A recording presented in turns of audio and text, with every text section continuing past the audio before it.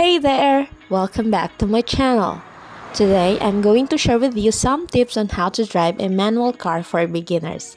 So, let's get started.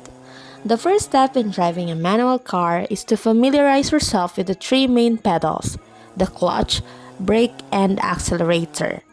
The clutch is on the left, the brake in the middle, and the accelerator on the right. To start the car, make sure the gear is in neutral and press the clutch all the way down. Then, insert the key into the ignition and turn it to start the engine. Once the engine is running, release the clutch slowly while giving a little bit of gas. Now, let's talk about shifting gears.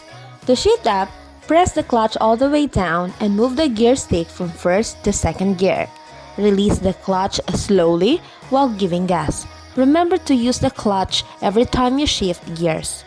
When it comes to stopping, press the clutch and brake simultaneously to slow down. Once you've come to a complete stop, put the gear into neutral and release the clutch. When it's time to start moving again, follow the same steps we discussed earlier. Finally, let's talk about parking. When parking a manual car, make sure to engage the handbrake and put the gear into first or reverse, depending on the slope. This will prevent the car from rolling. And there you have it, my friends. Those are some basic tips on how to drive a manual car for beginners. Remember, practice makes perfect, so don't be discouraged if it takes some time to get the hang of it. Just keep practicing and you'll become a pro in no time. Thanks for watching, everyone. I hope you found this vlog helpful.